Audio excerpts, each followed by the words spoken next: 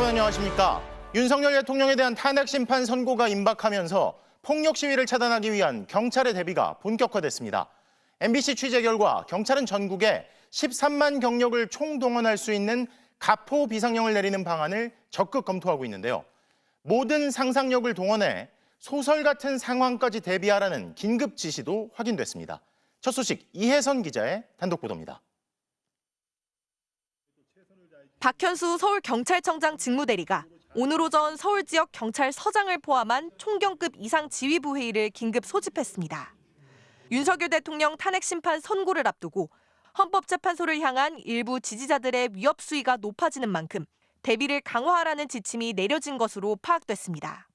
박현수 직무대리는 상상 이상의 일이 계속 벌어지는 만큼 모든 상상력을 동원해야 한다며 설마 이런 소설 같은 일이 발생하겠느냐는 상황까지 대비하라고 지시한 것으로 확인됐습니다. 극우 지지자들이 경찰을 뚫고 법원에 난입한 서부지법 폭동 사태가 재발하지 않도록 현장 지휘관들의 판단에 따라 사전에 강경 대응하라는 주문으로 해석됩니다. 경찰은 선고 당일 집회 규모가 예상보다 커질 수 있다고 보고 서울은 물론 전국의 최고 경계태세인 가포 비상 발령까지 검토하기로 했습니다. 13만 경찰 전원을 비상 대기시키고 탄핵 심판 선고일이 정해지면 서울에 대규모 인원을 우선 투입한다는 계획입니다. 윤석열 대통령이 구속 취소 이후 머물고 있는 대통령 관저 앞에도 대비 인력을 늘릴 방침입니다. 총기 사고를 막기 위해 경찰이 보관하고 있는 유해조수 구제용 총기 출고를 일정 기간 금지하는 방안도 추진하기로 했습니다. 멧돼지나 새를 쫓기 위해 허가된 10만 6천여 정이 대상으로 수렴용 엽총과 공기총 등 총기 소지자는 휴대전화로 실시간 위치를 추적하는 방법도 살펴보고 있습니다. 최상목 대통령 권한 대행은 불법적이고 폭력적인 시위나 공권력에 도전하는 행위에 대해선 관용 없이 법과 원칙에 따라 엄단할 것이라고 강조했습니다. MBC 뉴스 이혜선입니다. 폭력 시위 차단을 위한 경찰의 본격적인 진압훈련 시작도 확인됐습니다.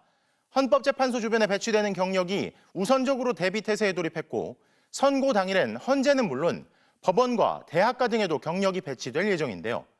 특히 공격을 부추기는 극우 유튜버들에 대해선 사전에 동향을 파악하겠다는 방침을 세웠습니다. 이어서 변윤재 기자의 단독 보도입니다. 박근혜 전 대통령 탄핵이 인용된 2017년 3월 10일 지지자 일부가 경찰 버스를 탈취하는 등 극심한 충돌이 벌어졌고 이날 하루에만 집회 참가자 4명이 숨졌습니다. 경찰이 당시 집회 상황을 재구성하며 폭력 시위 진압훈련에 본격 착수했습니다.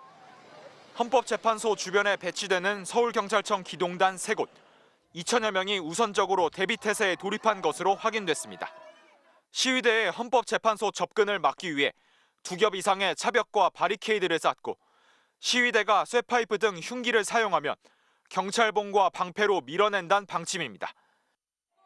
차벽 위로 올라간 시위대를 끌어내리는 가상훈련도 실시한 것으로 파악됐습니다. 2017년 이후 사용한 적이 없는 캡사이신 최루액 분무기를 준비하는 등 진압 장비도 점검하고 있습니다. 헌법재판소 주변으로 폭발물 탐지 검사를 실시하고 택배기사나 퀵서비스로 위장해 헌법재판관들을 해치려는 시도가 있을 수도 있다고 보고 재판관 전원에 대한 경호도 강화했습니다. 아울러 헌법재판소 앞 등 탄핵 반대 시위를 돌며 윤 대통령 지지자들을 선동하고 있는 일부 극우 유튜버 등에 대해선 선제적으로 동향을 파악하고 있는 것으로 확인됐습니다. 지금 제가 비상명령을 발동하겠습니다. 헌법재판관들에 대하여 외쳐야 됩니다. 대한민국에 살고 싶으냐 아니면 북한에 가서 살고 싶으냐. 헌법재판소는 물론 국회와 여야 정당 그리고 MBC 등 언론사와 주요국 대사관에 대한 경비도 늘리기로 했습니다. 특히 폭도들이 난입했던 서울 서부지법엔 300명 이상의 경찰을 사전 배치할 계획입니다. 경찰은 이와 함께 최근 극우 지지자들이 몰려다니며 위협하고 있는 대학가 주변의 폭력 시위 움직임도 예의주시하고 있습니다. MBC 뉴스 변윤재입니다. 윤 대통령 극렬 지지자들의 헌법재판소 겁박이 오프라인에 이어 온라인에서도 활개를 치고 있죠. 자동으로 탄핵 반대 게시물을 작성해주는 매크로 프로그램 사용법이 커뮤니티에 올라오고 실제로 헌재 게시판엔 비슷한 게시물이 반복적으로 올라와 접속이 어려울 정도인데요. 경찰이 이러한 수법을 통한 여론 조작 정황을 포착하고 내사에 돌입했습니다. 이승지 기자입니다. 헌법재판소 홈페이지의 자유 게시판입니다. 사기 탄핵 각하하라, 탄핵에 반대한다는 글이 잇따라 올라와 있습니다. 공교롭게도 윤석열 대통령이 풀려난 지난 주말 이후 급증했는데 경찰이 헌법재판소 게시판을 노린 수상한 정황을 포착했습니다. 지난 9일 인터넷 커뮤니티 DC인사이드 국민의힘 갤러리에 올라온 글입니다. 헌법재판소 자유 게시판 탄핵 반대 딸깍으로 끝내기라는 제목으로 안내하는 대로 마우스만 몇 번 누르면 탄핵 반대 글을 쓸 수 있다고 되어 있습니다. 여러 글을 반복해서 자동으로 써주는 이른바 매크로 프로그램입니다. 실제로 이달 초 하루 만여 개 수준이던 자유 게시판 게시글은 9일 이후 20만 개 이상으로 급증했습니다. 선고가 임박한 상황을 고려하더라도 여론조사와 달리 탄핵 반대 글이 압도적으로 많습니다. 윤 대통령 지지자들이 모인 커뮤니티엔 혼자서 20개 넘는 글을 작성했다거나 8명분의 글을 쓰고 있다는 인증이 잇따르고 있습니다. 탄핵 반대 여론이 압도적인 것처럼 압박하려는 조작 의혹이 제기되면서 경찰이 내사에 들어갔습니다. 매크로 같은 걸 이용해서 서버 운영자의 그 업무를 방해하는 경우에는 업무방해죄, 특별하게는 컴퓨터 등 장애 업무방해가 성립할 수 있습니다. 경찰은 매크로 사용 여부를 확인하면서 비슷한 글을 쓴 게시자들의 신원을 추적하고 있습니다. 접속량이 폭주하면서 업무에 차질을 빚은 헌법재판소 홈페이지는 뒤늦게 매크로 탐지 프로그램을 도입해 차단에 나섰습니다. MBC 뉴스 이승지입니다. 이러한 헌법재판소 공격에 대해 국민의힘이 보이는 모습은 겉과 속이 다릅니다. 당 지도부가 헌재를 압박하지 않겠다는 입장을 밝혔지만 정작 국민의힘 의원들은 개별적으로 헌재 앞에서 시위를 벌이고 국회로 보수단체를 끌어들여 헌법재판관들을 고발하겠다며 기자회견까지 주선했는데요. 국민의힘 지도부가 이런 행동을 각자의 판단이라며 방치하는 데서도 이중성이 드러납니다. 고재민 기자입니다. 윤석열 대통령 탄핵에 반대하는 지지자들이 시위를 벌이고 있는 헌법재판소 앞에 윤상현, 강승규 국민의힘 의원이 탄핵 각하 피켓을 들고 나란히 앉았습니다. 탁자에는 윤 대통령의 비상계엄 선포를 옹호한 책이 놓였습니다. 헌재가 절차적 흠결이 많은 탄핵을 인용해선 안 된다며 친윤계 국민의힘 의원들을 중심으로 24시간씩 릴레이 시위에 나선 겁니다. 각하만이 대한민국 체제를 다시 바로 세우고 비정상을 다시 정상화시킬 수 있는 길이라고 생각을 합니다. 윤상현 의원은 더 나아가 법에도 없는 국회 해산을 언급하며 국회 해산을 통해 민주당의 독재를 막아내자고 주장했습니다. 국회에 계엄군을 보낸 윤석열 대통령을 지키겠다며 국회의원이 국회를 해산하자는 황당한 주장을 펼친 겁니다. 국민의힘 조배숙 의원은 문영배, 이미선, 정계선, 정정미 등 헌법재판관들을 고발하겠다는 보수단체를 국회로 끌어들여 기자회견까지 주선했습니다. 헌법재판관들이 가장 중요한 이 탄핵 심판을 진행을 하면서 여러 가지 법률 위반한 부분이 있습니다. 일부 여권 대선 주자마저 이미 끝난 변론을 재개하라며 목소리를 높인 가운데 국민의힘 지도부는 당 차원에서 장외투쟁을 통해 헌재를 압박하지 않겠다고 선을 그었습니다.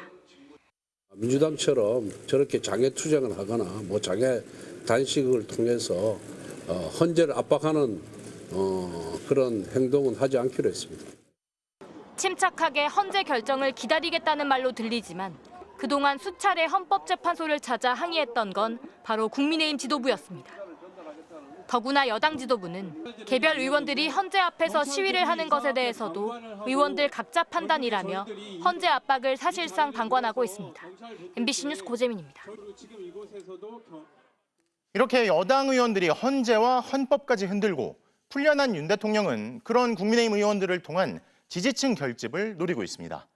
여권 인사들을 관저로 불러 정치적인 메시지를 전하고 있는 건데요. 여야 모두에서 자중하라는 요구가 나오지만 아랑곳하지 않고 있습니다. 강현섭 기자입니다.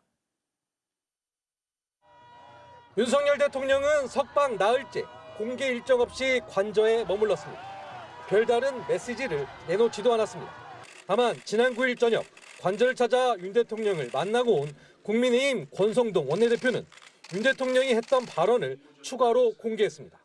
나는 괜찮다. 오로지 국민과 나라만 생각하겠다고 하면서 아주 의연한 모습을 보여주셨습니다. 당을 잘 이끌어줘 고맙다던 인사에 이어 지지층을 겨냥한 듯한 정치적인 메시지까지 전달한 겁니다. 앞서 윤 대통령은 석방 뒤 이틀 연속 정진석 비서실장 등 참모들과 식사했고 대통령실이 국정 중심을 잡아달라는 발언도 참석자들을 통해 알려졌습니다. 회동 당사자들은 석방 이후 안보 인사라고 선을 그었지만 정치권에선 이른바 관저 정치가 시작됐다는 해석이 대체적입니다. 윤 대통령 석방으로 보수 진영이 다시 강하게 결집하고 진보 진영 위기감이 높아지는 등 정치적 영향력은 확연히 커진 분위기입니다. 몸 조금 더 풀리시면 어퍼컷 하실 분이거든요. 예. 탄핵 심판 전까지는 자중할 거다 해서. 야권은 즉시 뒤로 여당을 움직여 헌재를 흔들려는 것이다. 내란 수계가 권영세, 권성동 두 권씨를 불러 쌍권총 노릇을 하라는 것이라며 거세게 날을 세웠습니다. 여당은 인사차 만나는 것까지 비판하는 건 지나치다고 반박합니다. 필요하면 사람을 만날 수 있는 것이죠. 그런 만남조차도 경원시하는 그런 논평을 낸 걸 봤는데 저는 그건 너무 무리한 주장이라고 생각합니다. 다만 보수 진영에서도 석방 직후 윤 대통령이 어퍼컷을 할까봐 조마조마했다. 주먹에서 근심과 자제를 볼 수 없었다. 석방된 윤 대통령은 강경우파 보수처럼 행동할 것이다. 여당이 윤 대통령을 딛고 가야 하는데 윤 대통령은 나를 업고 가라 행사할 것이라는 우려가 나오고 있습니다. MBC 뉴스 강현섭입니다. 이런 가운데 더불어민주당 등 야권은 대통령이 파면될 때까지 할 수 있는 걸 다 하겠다며 행동에 돌입했습니다. 정권은 국민의힘에 있고 다수당이라 해도 입법권은 최상목 대행의 거부권 행사에 가로막힌 상황이다 보니 삭발과 단식, 기자회견, 헌재에 보내는 서한을 통해 파면을 호소하고 있는데요. 광화문에 천막을 치고 심야 농성에도 돌입했습니다. 신수아 기자입니다. 국회 본청 앞, 붉게 조기 파면 글씨를 새긴 하얀 가운 위로 머리카락이 떨어집니다. 더불어민주당 김문수, 박홍배, 전진숙, 초선 의원 3명이 헌법재판소를 향해 윤석열 대통령의 조속한 파면을 호소하며 공개 삭발식을 진행했습니다. 제 머리카락으로 집신을 지어 헌법재판관들께 보내겠습니다. 제 몸이라도 던져서 헌법재판관에게 얼마만큼 국민이 절절하게. 민주당 민영배, 박수현, 김준혁, 진보당 윤종우, 이른바 야권 탄핵연대 의원 4명은 윤 대통령 파면까지 무기한 단식에 돌입했습니다. 내란 속에 윤석열을 적극 파면하라! 파면하라! 파면하라! 파면하라! 초재선 의원들이 몸을 던져 결기를 보였다면 중진들은 말과 글로 호소에 나섰습니다. 주로 3선들인 야당 상임위원장들과 4선 의원들은 잇따라 기자회견을 열었고 5선과 6선 당내 최고참급 중진들은 헌재에 직접 서한을 보내 국가적 혼란을 멈춰달라고 요구했습니다. 현직에 복귀한다면 틀림없이 제2의 내란을 획책할 것입니다. 국가 테러가 난무하는 후진 독재국가로 전락하고 말 것입니다. 원회에선 김경수 전 경남지사가 지난 9일부터 단식 농성을, 김동연 경기지사가 출퇴근길 1인 시위를 이어가고 있습니다. 민주당과 조국혁신당 모두 서울 광화문에 천막을 치고 장외 농성도 본격 시작했습니다. 국회가 아닌 광화문에서 의원총회를 열고 거리 행진 등 장외 여론전도 곧 시작합니다. 윤 대통령 파면까지 비상행동 3일차. 야권은 말 그대로 할 수 있는 건 다 하겠다는 결사항전 분위기입니다. MBC 뉴스 신수아입니다. 검찰이 앞으로 법원이 구속 취소 결정을 하면 바로 석방하라는 지침을 일선청에 내려보냈습니다. 법에 나와 있는 즉시 항고 제도를 쓰지 말고 윤 대통령처럼 석방하라는 건데요. 윤 대통령 구속 취소를 결정한 재판부가 구속 기간을 날이 아니라 시간으로 계산하러 한 데 대해서는 기존 방식대로 날로 산정하라고 했는데 70년 넘는 방식을 바꿔 윤 대통령을 풀어준 다음 다시 사흘 만에 기존대로 돌아가자는 겁니다. 김현지 기자입니다. 대검은 구속기간 산정 방식과 관련해 일선청에 지침을 내려보냈습니다. 대법원 등 최종심 결정 전까지 원칙적으로 종전과 같은 방식으로 구속기간을 산정하되 수사가 마무리된 경우에는 가급적 신속히 사건을 처리해달라고 했습니다. 윤석열 대통령에 대한 구속 취소를 결정한 재판부가 구속기간을 시간으로 계산해야 한다고 판단했지만 검찰은 기존대로 날로 산정하라는 방침을 내린 겁니다. 그러면서 구속기간 산정과 관련해 논란이 될 수 있는 사안에 대해서는 미리 대검과 상의해달라고 했습니다. 기존 방식대로 했다가는 윤 대통령처럼 구속 취소 사례가 속출할 수 있는데도 가급적 빨리 하고 대검과 상의해달라는 미봉책만 제시한 겁니다. 대검은 또 위헌 소지가 있어 윤 대통령에 대한 즉시 항고는 포기가 불가피했다고 일선청에 설명했습니다. 그러면서 법원에서 구속 취소를 할 경우 결정을 존중해 신병을 석방하고 특이사항이 있을 때는 대검과 상의해달라고 했습니다. 이번 석방이 윤 대통령 사례에만 국한되는 것이 아니라는 점을 보여주겠다는 계산도 깔린 것으로 보입니다. 하지만 아직 위헌 결정이 나지 않은 제도를 포기해 논란을 자초한 것도 모자라 아예 사용하지 말라고 한다는 건 문제가 있다는 지적이 나옵니다. 심우정 검찰총장이 수사팀 반발에도 불구하고 윤 대통령을 그냥 풀어주면서 검찰 내부에서도 혼선이 커지고 있는 모양새입니다. MBC 뉴스 김현지입니다. 검찰은 과거 헌법재판소 결정을 토대로 윤석열 대통령 구속 취소에 대한 즉시 항고를 할 수 없다고 주장했죠. 그런데 저희가 찾아보니 과거 검찰이 법원의 구속 취소 결정에 즉시 항고했던 사례가 여러 건 있었습니다. 한 사건은 즉시 항고가 받아들여져 피의자가 재수감되기까지 했는데요. 심우정 검찰총장은 심야 대검 수뇌부 회의에서 이 사례들을 검토하고도 항고를 포기한 것으로 확인됐습니다. 조희원 기자의 단독 보도입니다. 지난 2018년 의정부지검은 한 피의자를 게임산업진흥에 관한 법률 위반 혐의로 구속했습니다.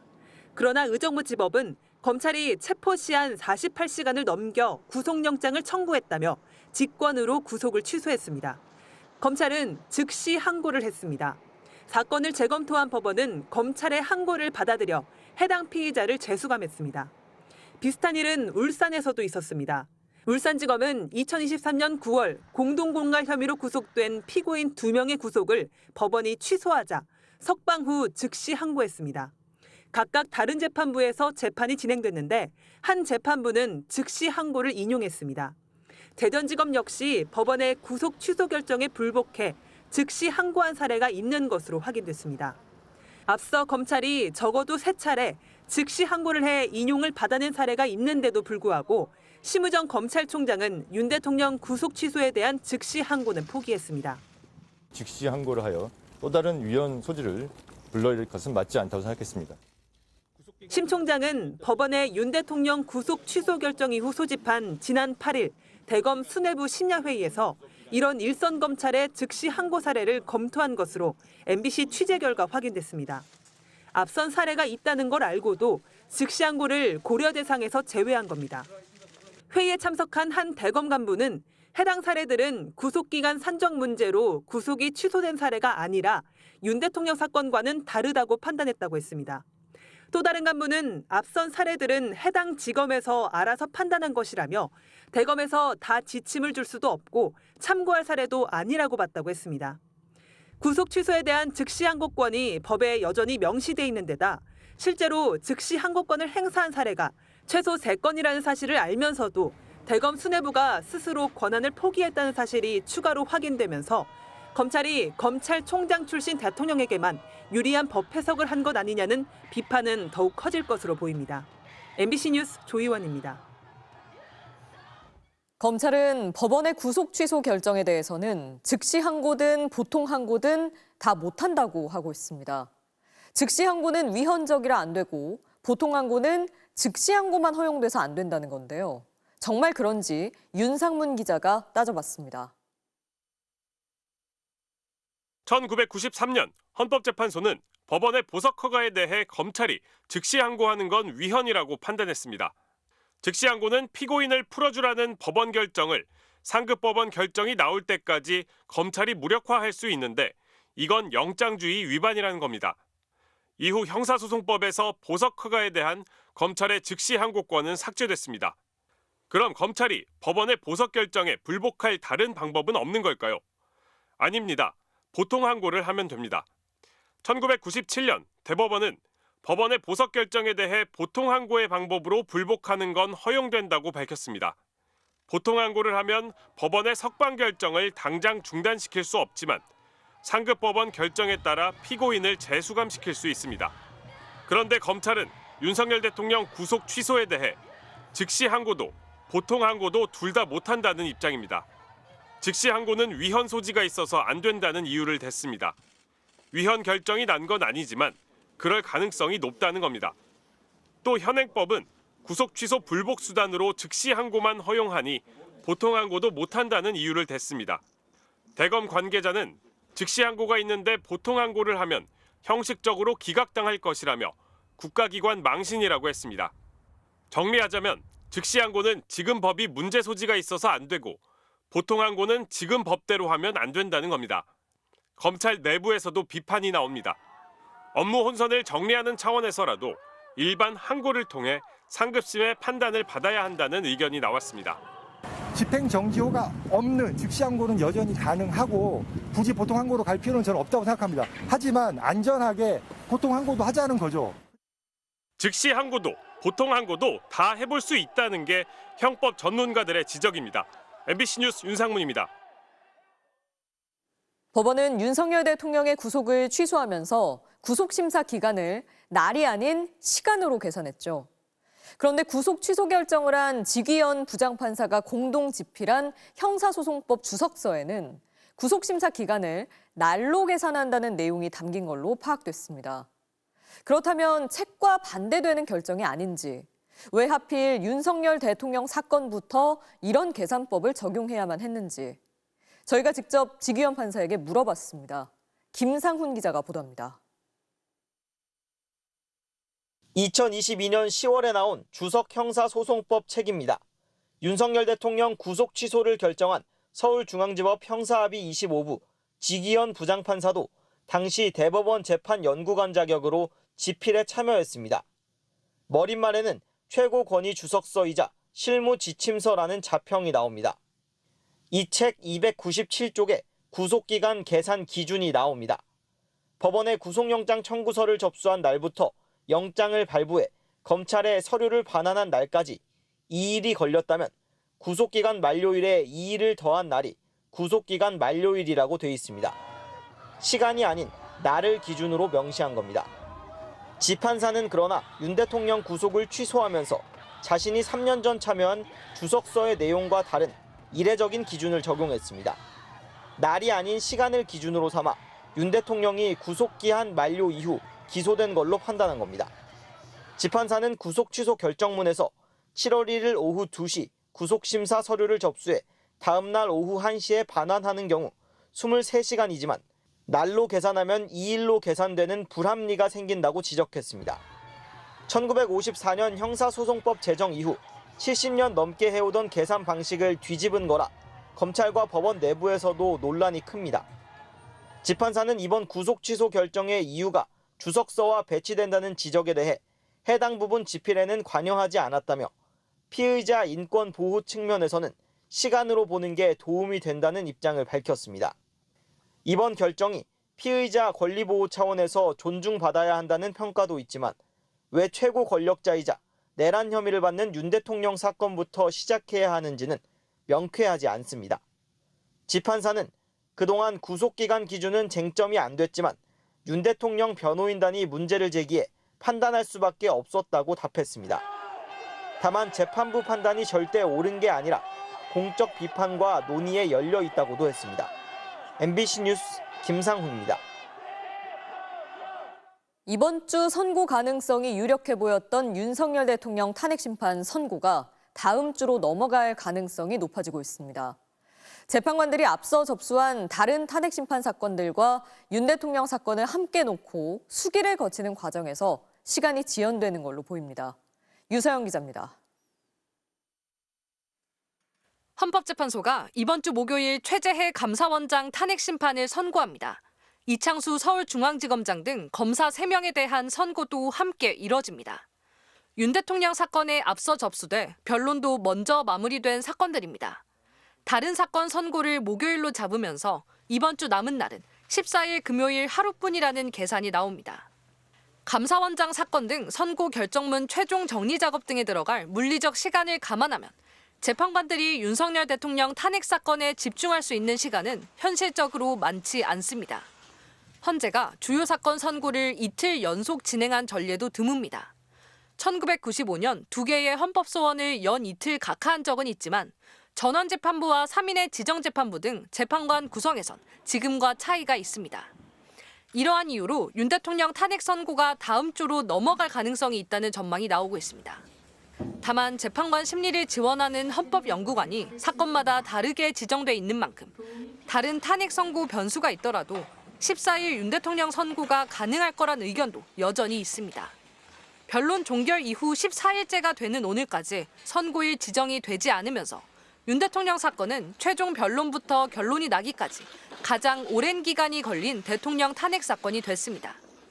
앞서 박근혜 전 대통령은 변론 종결 11일, 노무현 전 대통령은 14일 만에 선고가 이루어졌습니다. 선고 날짜는 이틀 전쯤 공개될 전망입니다. 박 전 대통령 탄핵 심판 당시 헌재는 선고 이틀 전 2시간 반 넘게 평의를 개최한 뒤 오후 6시쯤 기일을 공지했습니다. 헌재는 선고일을 지정하면 국회와 윤 대통령 양측 당사자에게 우선 송달한 뒤에 언론에 공지할 계획입니다. MBC 뉴스 유서영입니다. 윤석열 대통령이 석방되면서 광장으로 다시 나온 시민들의 분노도 커지고 있습니다. 새학기를 맞은 대학가에서도 윤 대통령 파면을 요구하는 시국선언이 제기됐는데요. 현장에 나가 있는 취재기자 연결합니다. 공태현 기자, 지금 상황 전해주시죠. 네, 윤 대통령 석방 이후 파면 촉구 집회에 나온 시민들도 늘어가는 분위기인데요. 미세먼지 때문에 마스크를 쓰고 집회에 나선 분들도 많았습니다.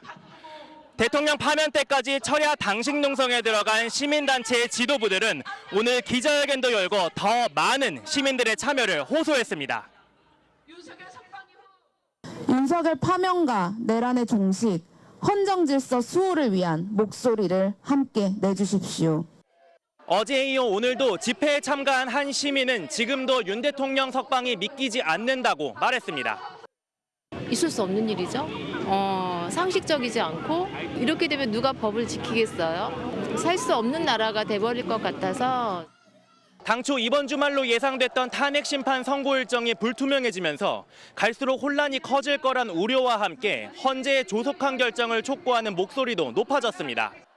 이렇게 많은 분들이 나와서 계속 앉아 있어야 되고 나와서 외쳐야 되고 다들 집에서 편하게 쉬고 싶으실 텐데 이렇게 귀한 시간 내서 나와서 소리 지르고 외치고 해야 되는 것들이 주변 사람들도 지금 다 빨리 결과를 원하는데 계속 미뤄진다고 그러고 빨리 나왔으면 하는 게 제일 크고요. 빨리 확실하게 나왔을. 새학기를 맞아 개강한 대학가에서는 시국선언이 이어졌습니다. 소중한 사람들과 안전하게 오래오래 사는 소망이 있습니다. 이런 많은 사람들의 소망을 깨트리려고 한 윤석열이라는 자가 처벌을 받는 건 당연한 일이라고 생각했습니다. 서울대에서는 학생과 교수, 동문, 직원단체들이 공동선언문을 발표했습니다. 내란 속에 윤석열을 즉각 재구속하라! 재구속하라! 윤석열이 석방된 그날 밤 참을 수 없는 분노와 함께 허탈감 그리고 불안감을 느낀 사람이 저뿐만은 아니었을 겁니다. 민주노총도 윤석열 대통령 즉각 파면 촉구 결의대회를 연 데 이어 오늘 저녁 1박 2일 철야 투쟁에 들어갔습니다. 지금까지 헌법재판소 인근 집회 현장에서 MBC 뉴스 공태현입니다. 구속 취소를 결정한 법원과 항고를 포기한 검찰에 분노한 시민들의 움직임은 전국 곳곳에서 이어지고 있습니다. 계엄 이후 불면의 밤이 계속되고 있지만 시민들은 이대로 낙담할 수 없다고 목소리를 높이고 있습니다. 이민영 기자입니다. 경남 창원시청 앞 광장에 시민들이 모여들고 있습니다. 내란 속에 윤석열을 구속 파면하라고 적힌 손팻말과 응원봉이 손에 들렸습니다. 윤 대통령 구속을 취소한 법원과 석방을 지휘한 검찰에 분노한 시민들이 다시 거리로 나온 겁니다. 대한민국의 윤석열 석방이 웬 말이냐! 웬 말이냐! 매주 토요일 열리던 탄핵 촉구 집회는 석방 소식에 평일까지 이어지고 있습니다. 법이 만인 앞에 평등하다는 말이 있는데 이게 우리가 사는 사회가 그렇지 않구나. 우리가 추구해온 87년의 민주주의를 만든 헌법이 이렇게 유린되고 무시될 수도 있구나 하는 생각에 시민들은 윤 대통령 석방에 낙담하고 있을 수만은 없다고 말합니다. 집회가 열리면은 탄핵될 때까지 또 나올 거고 만일에 그 이후에도 뭔가 연대가 필요한 일이 있으면 나오게 되지 않을까 싶어요. 대통령 파면이 헌재에서 확정될 때까지 매일 저녁 집회에 참석하겠다는 시민도 있습니다. 윤석열이 파면이 될 때까지 집회를 매일 한다고 제가 이제 알고 있어서 저도 최대한 매일 참여하려고 합니다. 시민들은 계엄 뒤 일상이 된 불면의 밤이 끝나기만을 바라고 있습니다. 법의 정의가 이게 무너지는 거고 이게 전 국민이 잠을 못 이룰 것 같아요. 이번에 검찰에서 법에 어긋난 석방을 했잖아요. 참 국민들이 하루하루 지내면서 늘 거기에 대해서 스트레스를 받고 그 스트레스가 가중돼가지고 지금 너무 힘든데. 대전의 카이스트에선 재학생과 동문 등 관계자들이 대통령 탄핵이 필요하다는 기자회견을 열었습니다. 학내 구성원 일부가 대통령 탄핵 반대 시국선언을 예고하자 비상계엄 선포라는 헌정범죄의 심각성을 축소하는 행위라며 비판하고 나선 겁니다. 입을 틀어막는 대통령. 상식적이지 않은 일이 벌어지는 것에 저는 무뎌지지 못했습니다. 탄핵이 아닌 다른 결과를 기대하는 게 어떻게 상식적으로 여겨질 수 있는 것입니까? 강원 춘천과 전북 전주에서도 시민단체들이 대통령 파면과 헌재의 탄핵 판결을 요구하며 거리로 나왔습니다. 헌재의 탄핵 심판 결정일까지 시민들의 움직임은 계속될 걸로 보입니다. MBC 뉴스 이민영입니다. 대통령 구속이 취소됐어도 명태균 씨와 얽힌 윤 대통령과 김건희 여사의 과거까지 돌이킬 수는 없겠죠. 김 여사가 명 씨와 나눴던 대화의 실체가 또 공개됐는데 명 씨가 조언하면 그게 그대로 윤 대통령 입을 통해 나오거나 김 여사가 먼저 사안을 논의하면 이후 대통령이 명 씨에게 연락을 하는 식의 패턴이 포착됐습니다. 김정우 기자의 보도입니다. 지난 2021년 6월 29일 윤석열 당시 후보가 대선 출마를 공식 선언했습니다. 출마 선언 4시간 전 명태균 씨는 김건희 여사에게 윤석열 총장은 발광체냐 반사체냐면서 국민이 발광체고 정치인은 국민의 뜻을 받들어 비추는 반사체라고 보냅니다. 그러자 김 여사는 2분 만에 넵이라고 답합니다. 유력 대선 주자였던 윤석열 당시 후보가 문재인 정부에 대한 실망감으로 반사 이익을 누리는 반사체에 불과하다는 비판이 나오자 대응할 만한 답을 조언해 준 겁니다. 이틀 뒤 윤 대통령이 측근들에게 비슷한 이야기를 했다는 내용이 언론에 보도됐습니다. 윤 전 총장, 발광체는 국민뿐이며 정치인은 모두 국민을 비추는 반사체라고 맞받았습니다. 9일 뒤인 7월 8일 이준석 당시 국민의힘 대표가 윤석열 후보와 비공개로 만났다는 사실이 뒤늦게 알려졌습니다. 그러자 저녁 9시 반쯤 김 여사가 명 씨에게 큰일이라면서 왜 준석 씨가 이렇게까지 발설했느냐, 남편에게는 악재라고 말합니다. 일부러 집에서 만난 거라면서 선생님께서 단단히 말씀했을 것 같은데요라고 덧붙입니다. 명 씨는 아무런 대답을 하지 않았습니다. 그런데 40분쯤 지난 밤 10시 12분 윤 대통령이 명 씨에게 보도 내용에 대한 입장을 말씀드린다는 제목으로 비공개 상견례 자리였다는 캠프 입장문을 보냈고 6분 뒤 명 씨는 이준석 대표와 통화하고 전달했다고 답합니다. 김 여사가 먼저 명 씨에게 문제 제기를 하자 윤 후보가 명 씨와 수습책을 논의한 겁니다. 3주 뒤 부산 민주공원을 방문한 윤 대통령. 1987년 6월 최루탄에 맞아 숨진 이한열 열사 조형물을 두고 부마 항쟁이냐고 물어 논란이 일었습니다. 이거 부마인가요? 네. 명 씨는 논란이 된 영상 링크와 함께 창원 3.15 의거 기념탑 사진을 보내면서 미리 방문하는 곳 학습이 필요하다고 김 여사에게 조언하기도 했습니다. 더불어민주당 명태균 게이트 진상조사단은 대통령 배우자가 배후에서 권력을 사유화하고 국정을 조정한 수렴청정이라면서 명태균 특검법을 통한 진상규명이 불가피하다고 주장했습니다. MBC 뉴스 김정우입니다. 윤석열 후보의 비상계엄을 선포합니다. 명태균 씨 말을 듣듯 민심에도 따랐으면 좋았겠지만 그러질 않았던 윤 대통령인데요. 정치, 경제, 사회, 안보를 가리지 않고 국정의 난맥상이 드러날 때마다 역시 번지수를 잘못 찾고 매번 전 정권 탓을 했습니다. 집권 1년 차, 2년 차, 3년 차까지 계속 이어진 무책임과 남 탓의 극치를 이기주 기자가 짚어봤습니다. 지난 2023년 새만금 잼버리 대회 30도를 훌쩍 넘는 폭염이 이어졌지만 그늘막이나 냉방시설이 준비되지 않아 온열 환자가 속출했습니다. 윤석열 대통령은 불과 5개월 전만 해도 행사 성공에 의욕을 보였습니다. 이 잼버리를 대통령으로서 전폭 지지하기로 약속했습니다. 하지만 미국과 영국 등 주요국 참가자들이 조기 퇴소하며 국제적인 망신을 당하자 대통령실은 행사를 준비한 건 문재인 정부 때였다고 밝혔습니다. 이미 집권 1년 3개월이 지난 시점이었습니다. 전 정권에서 잘못한 것을 우리가 물려받았다는 핑계도 더 이상은 이제 국민에게 통하지 않는다고. 핑계를 대지 않겠다고 했지만 말과 행동은 달랐습니다. 습관적으로 전 정권은 더 심했다는 말을 뱉었습니다. 첫 시작은 내각 인선 문제였습니다. 전 정권에 지명된 장관 중에 이렇게 훌륭한 사람 봤어요? 안보도 전 정부 탓을 했습니다. 북한의 무인기가 7시간 영공을 휘젓자 전 정권이 대비 안 해서라고 했습니다.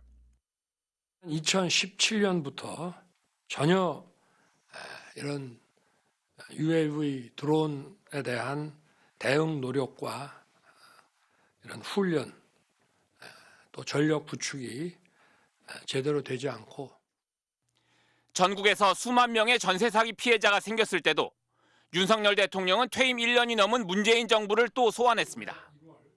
과거 정부의 반시장적, 비정상적 정책이 전세 사기의 토양이.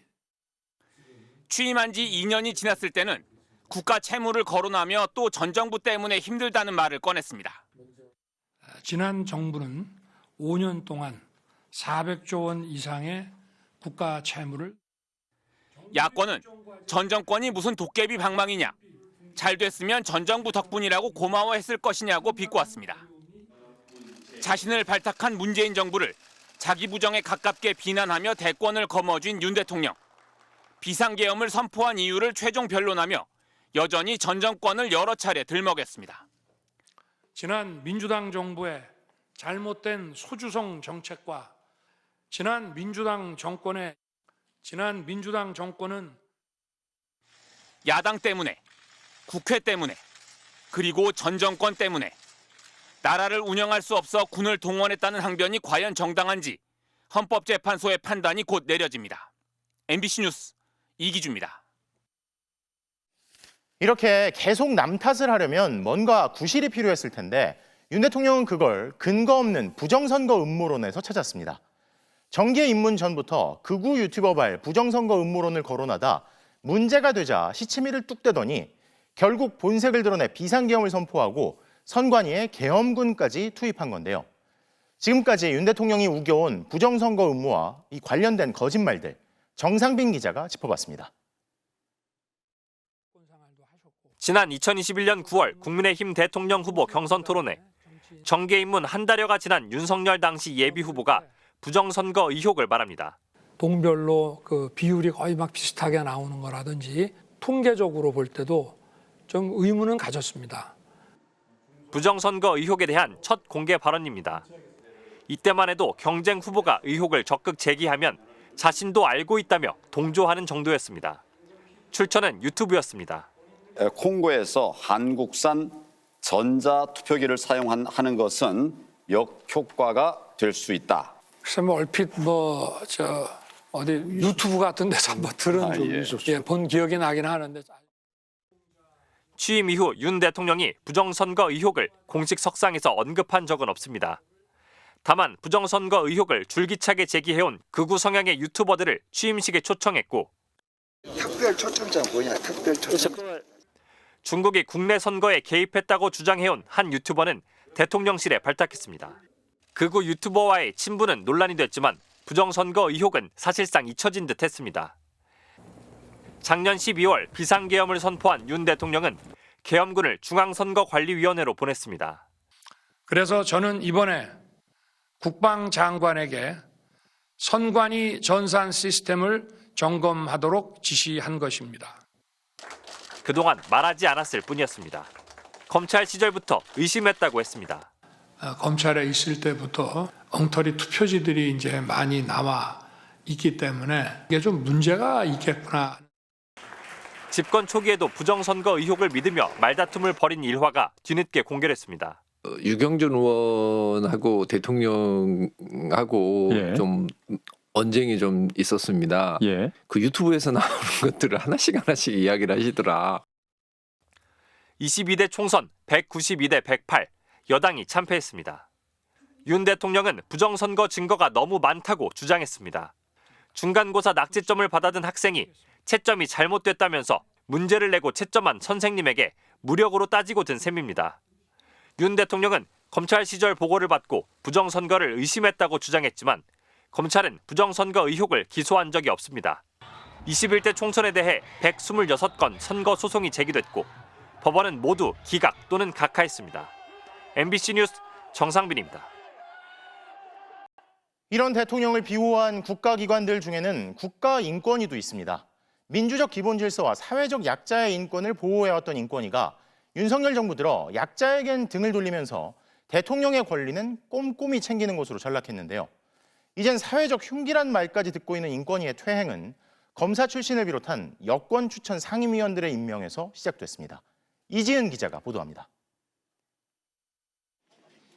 해병대 순직 사건 외압 의혹 속에 항명죄를 뒤집어 쓴 박정훈 대령을 극우 단체로부터 보호해달라는 위안부 피해자들의 요청을 국가인권위원회는 외면했습니다. 인권위원이 오히려 군 사망사고 유족들과 싸우는 생경한 풍경이 펼쳐졌습니다. 누가 제대로 안 했는지 알고는 계신가요? 알고 있습니다. 우리가 유족한테 왜 몰라? 거꾸로 가는 인권위의 중심엔 윤 대통령이 추천한 김용원, 여당이 추천한 이충상 상임위원이 있었습니다. 검사 출신의 인권위원은 서슴지 않고 혐오 발언을 내뱉었습니다. 인권단체를 인권장사치라고 부르고 기자들을 향해선 기레기가 쓰레기 기사를 쓴다고 말했습니다. 공안검사 출신의 안창호 전 헌법재판관이 인권위원장이 되면서 우려는 더 커졌습니다. 동성애는 사회주의 혁명, 공산주의 혁명의 중요한 핵심적 수단이다. 이런 주장이 있습니다. 집에 가! 집에 가! 사퇴해! 사퇴해! 결국 내란 우두머리 피의자 혐의를 받고 있는 윤석열 대통령의 방어권 보장을 내세우면서 인권위의 퇴행은 정점을 찍었습니다. 12.3 내란으로 위협을 받은 국민의 인권이 아닌 최고 권력자 대통령의 인권에만 눈을 크게 떴습니다. 신분이나 지위에 따른 차별이 발생해서는 곤란. 윤석열 대통령의 경우 당연히 증거인멸이나 도주의 염려가 전혀 없습니다. 대통령이 사회적 약자입니다. 내가 몇 번 말합니까? 재판장 앞에서, 헌법재판관 앞에서 대통령이 사회적 약자입니다. 내가 재판할 때 전두환 대통령은 철저한 약자였습니다. 비상계엄은 통치행위로 봐야 할 것이라는 윤 대통령의 입장과 판박이 같은 방어권 보장 안건이 통과되며 인권위는 극우 세력과 궤를 같이 하는 상황에 이르렀습니다. 세계인권기구의 우려에도 안창호 위원장은 오히려 국민 50%가 헌법재판소를 믿지 못한다는 여론조사가 있다며 헌재 흔들기에 나섰습니다. 국민의 절반 이상이 헌재를 신뢰하지 못하고 있다 이런 이야기는 통계가 그런 여론조사가 있어요. 그런 문제 제기도 있으니까 당신들 절차를 잘 지켜라. 그 얘기한 거예요. 대통령의 낙점을 받아가지고 인권 경력 없이 옴으로써 하나의 자리로 하시는 분들이 많거든요. 헌법 파괴 세력을 옹호하는 그런 역할을 지금 인권위 상임위원들이 하고 있기 때문에 약자의 인권을 지키는 마지막 보루가 되어야 할 인권위가 권력자의 편에 서면서 윤석열 정부의 인권위는 존재의 이유마저 흔들리고 있습니다. MBC 뉴스 이지은입니다. 미국의 핵 안보와 에너지 정책을 담당하는 미국 에너지부가 우리나라를 다음 달부터 이른바 민감 국가로 지정할 계획인 것으로 알려졌습니다. 민감 국가로 분류되면 원자력, 인공지능 등 첨단 분야에서 미국과의 교류, 협력에 상당한 제약이 생길 수밖에 없는데요. 문제는 정부가 아직 정확한 배경도 파악하지 못하고 있다는 겁니다. 양소영 기자입니다. 미국 에너지부가 다음 달 15일부터 한국을 민감 국가로 분류하기 위한 행정 절차를 시작했습니다. 민감 국가는 에너지부와 산하연구소가 정보나 연구 활동에 제약을 가할 수 있는 국가를 말합니다. 민감 국가로 분류되면 원자력, 인공지능 등 첨단 안보기술 분야에서 미국과 교류가 어려워질 수밖에 없습니다. 그간 변함없는 한미동맹을 강조했던 정부는 미국 정부로부터 제대로 된 설명은 물론 통보조차 받지 못했습니다. 내부적으로도 지금 경위를 파악하지 못하고 있는 것으로 압니다. 미국도 관련 경위를 정확하게 배경과 경위를 저희들한테 설명해 줄 수 있는 사람이 아직은 없고 비공식 경로로 이 같은 사실을 파악했던 겁니다. 에너지부는 이 같은 사실을 산하기관에도 알린 걸로 전해졌습니다. 에너지부 산하기관인 제퍼슨랩의 웹사이트엔 6주 전 반드시 사전 여행 승인을 받아야 하는 민감 국가 목록에 한국이 올라 있습니다. 이 목록엔 이미 민감 국가로 규정된 중국과 러시아, 또 테러 지원국으로 분류된 북한, 쿠바, 이란, 시리아 등이 있습니다. 핵 확산 금지 조약 가입을 거부하고 핵무기를 개발한 이스라엘을 제외하면 미국의 동맹국 가운데 이 목록에 있는 나라는 한국이 유일합니다. 그동안 미국 에너지부는 국가 안보와 지역 불안정성, 핵 비확산 목적 등을 고려해 민감 국가를 정한 것으로 알려졌습니다. 이 때문에 12.3 내란으로 정치적 혼란을 겪고 있는 한국에서 최근 자체 핵무장론이 나오는 것에 대한 미국 정부의 경고라는 해석도 나옵니다. 외교부는 당혹스러워하면서도 아직 민감 국가로 최종 확정된 것은 아니라고 밝혔습니다. MBC 뉴스 양소연입니다. 최근 미국에서 테슬라 차량과 매장에 대한 테러가 끊이지 않고 있습니다. 트럼프 행정부의 2인자로 등극한 머스크에 대한 반감 때문인 것으로 보이는데요. 경기 침체 우려로 뉴욕 증시가 폭락했는데 테슬라 주가는 무려 15%가 넘게 빠졌습니다. 로스앤젤레스 박윤수 특파원의 보도입니다. 현지 시간 9일 밤 미국 시애틀의 한 주차장. 희뿌연 연기가 피어오르고 소방관들은 연신 소화기를 뿌려댑니다.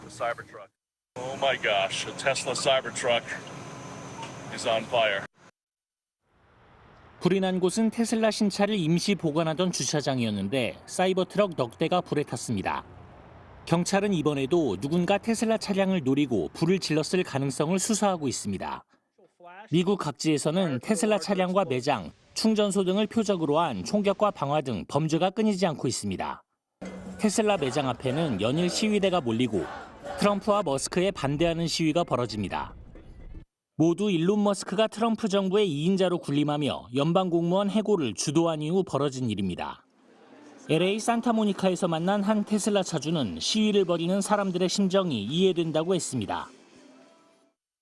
What Elon is saying and doing is negative and awful and really impacts people in a really negative way. 주가도 곤두박질치고 있습니다. 최근 테슬라 주가는 해외에서의 판매 실적 부진 외에도 머스크의 정치 참여에 대한 반발 심리가 영향을 미치면서 약세를 이어가고 있습니다. 경기 침체 우려로 뉴욕 증시가 급락한 탓이라고는 해도 오늘 하루에만 테슬라 주가는 무려 15.43%가 떨어졌습니다. 트럼프 대통령 당선 이후 12월에 기록한 최고가와 비교하면 석 달 만에 반토막이 난 겁니다. How are you running your other businesses? With great difficulty.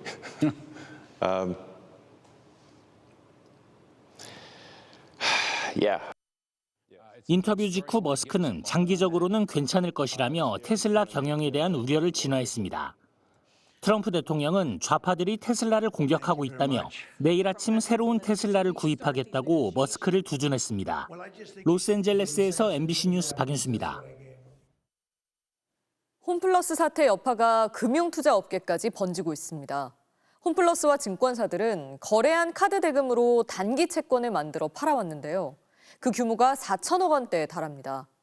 이 증권 상품을 산 개인들은 기습적인 회생 신청에 투자금을 떼이게 됐다며 집단 행동에 나서고 있습니다. 박성원 기자입니다. 홈플러스가 기습적으로 회생 신청을 하기 직전 투자자 김모 씨는 증권사의 권유로 이른바 홈플러스 채권을 구입했습니다. 홈플러스가 납품업체로부터 물품을 구입하면서 생긴 카드 대금 채권을 기초로 증권사가 발행했던 단기 사채 상품입니다.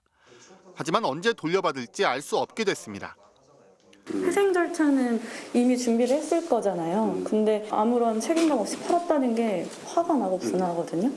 잠도 못 자고 밥도 못 먹고. 또 다른 투자자는 구입한 지 석 달이 지나 만기가 됐는데 투자금을 돌려받지 못했습니다. 회생 개시가 일어나고 연락을 드렸을 때는 정확하게 말씀드릴 수 있는 부분이 없다. 이 같은 홈플러스 채권은 약 4천억 원이 판매됐는데 개인 투자금만 최소 2,500억 원에 이를 것으로 추정됩니다. 결과적으로 홈플러스가 투자자들의 돈으로 카드값을 막아온 셈입니다. 투자자들은 증권사로부터 원금 손실 가능성을 제대로 안내받지 못했다고 주장했고 증권사들은 홈플러스 대주주인 MBK 파트너스를 상대로 법적 대응을 검토하고 있습니다. MBK가 신용 등급 강등 가능성을 미리 알면서도 증권 발행을 강행했다는 겁니다. 여기에 기업어음 등으로 홈플러스에 유입된 투자금도 2천억 원에 달합니다. 이에 대해 홈플러스 측은 채권과 기업어음 등을 판매한 주체는 증권사들이며 자신들은 무관하다고 주장하고 있습니다. 금융감독원은 홈플러스 채권과 관련해 투자자 피해와 불안전 판매 여부 등을 조사하고 있습니다. 또 특별 세무조사를 담당하는 서울지방국세청 조사4국은 MBK에 대해 세무조사에 착수했습니다. MBC 뉴스 박성원입니다. 광복 80주년을 맞은 올해 독일 쾰른에서 위안부 피해자를 기리는 평화의 소녀상이 전시를 시작했습니다. 일본 정부는 지속적으로 철거를 압박하고 있지만 시민단체와 여성들이 반발하면서 소녀상이 세워질 수 있었는데요. 일제의 만행을 고발하는 것을 넘어 전쟁 피해자인 여성에 대한 보편적인 이야기라는 공감대가 힘을 얻고 있습니다. 쾰른에서 김민찬 특파원이 보도합니다. 독일 쾰른의 나치 기록 박물관 앞. 여성의 날을 상징하는 보라색 천으로 덮여있던 평화의 소녀상이 모습을 드러냅니다. Und deswegen finde ich das toll, dass die Frauen auch den Mut irgendwann aufgebracht haben, sich zu äußern und dass daraus die Statue entstanden ist. 망각에 반대하는 예술. 이번 전시는 2차 세계대전 당시 한국 등 제3세계에서 벌어진 전범국의 만행을 기억하기 위한 일환으로 기획됐습니다.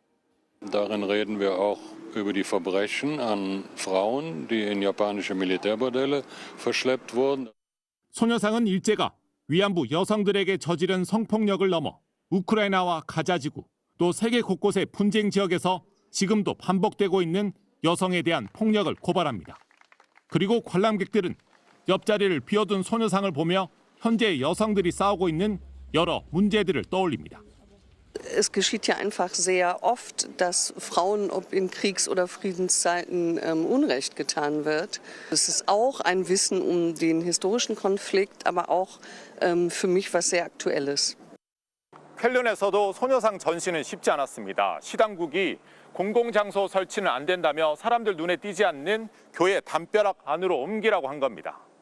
하지만 일본 정부가 방해한다는 얘기를 들은 독일 시민단체와 여성들은 오히려 연대했습니다. 쾰른뿐 아니라 카셀에서도 2년 전 일본 정부의 압박으로 창고 신세가 됐던 소녀상이 다시 전시를 시작했습니다. Ich finde es schockierend, dass die japanische Regierung nicht diese Verbrechen eingesteht und offener damit umgeht. 한편 베를린 소녀상은 일본의 외교 압력으로 철거 통보를 받고 5달째 법원 판단을 기다리고 있습니다. 소녀상의 여러 의미 중 하나는 지치지 않는 투쟁입니다. 쾰른에서 MBC 뉴스 김민찬입니다.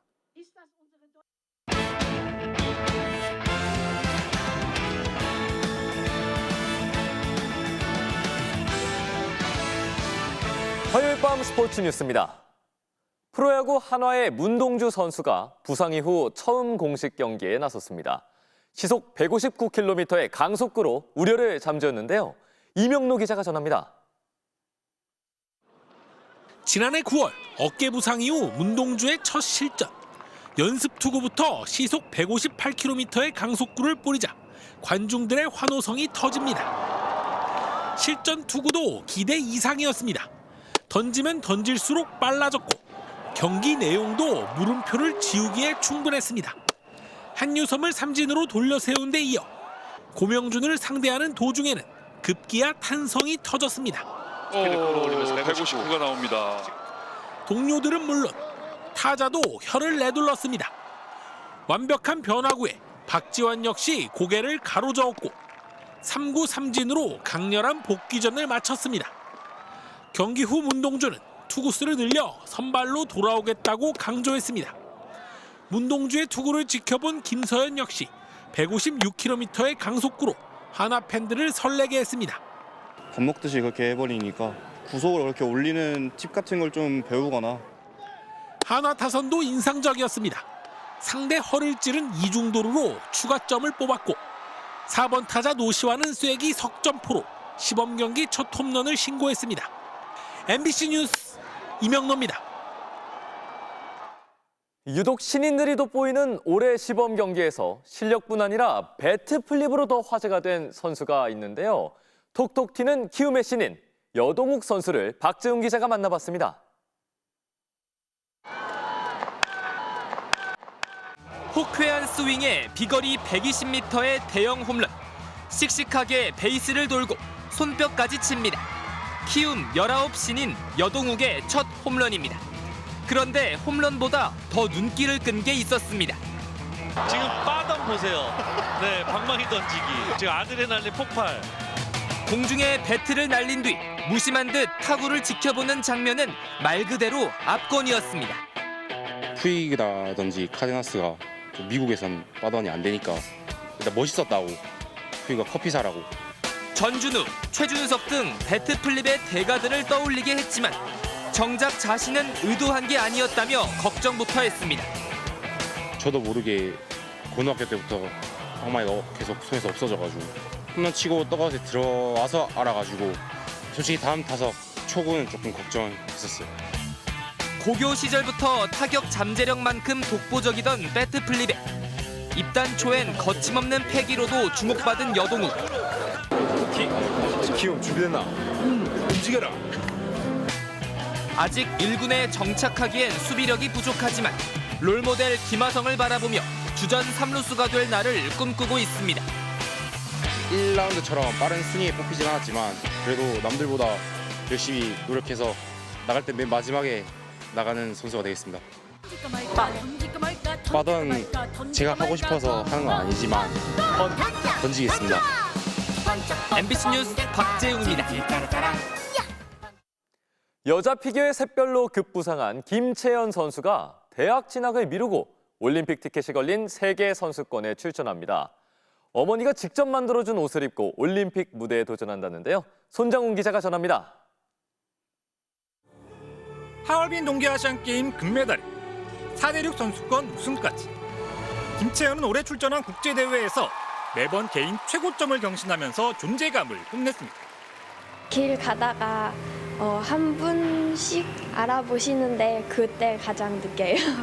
김채연 선수 아니세요? 라고. 그리고 이제 내년 올림픽 출전권이 걸린 세계 선수권을 눈앞에 두고 있습니다. 대학 진학을 1년 미룰 정도로 올림픽에 모든 걸 걸었습니다. 많이 고민했었는데 이렇게 대학교를 미루고 올림픽에 집중하려고 하고 있어요. 다른 선수들과 달리 어머니가 직접 제작해 화제를 모았던 연기 의상. 동대문 가서 원단 떼우고 직접 만들어서 애가 안 예뻐 보이면 어떡하나 이런 염려들이 오히려 더 많았어요. 좋다고 얘기해 주셔서 지금은 좀 자신감이 생겼다 그럴까요? 특히 올 시즌 쇼트 프로그램 연기복은 국제 빙상연맹 베스트 의상 후보에도 올라 김채연에겐 의미가 더 특별합니다. 제가 좀 작아서 조금 더 다리가 길어 보이게 만들어 주신다고 했어요. 부츠처럼 이어지는 원단이 하나 있어서 이 부분이 가장 마음에 들어요. 새 시즌에는 어머니가 만들어주신 의상 입고 나가는 거죠? 네, 올림픽까지는 만들어주신다고 하셨어요. 김채연은 오는 23일 세계선수권이 열리는 미국 보스턴으로 출국할 계획입니다. MBC 뉴스 손장훈입니다. 멕시코 프로축구에서 나온 전갈킥 원더골입니다. 이 체조 선수를 방불케 하는 유연성의 우아함까지 10점 만점에 10점이었네요. 화요일 밤 스포츠 뉴스였습니다.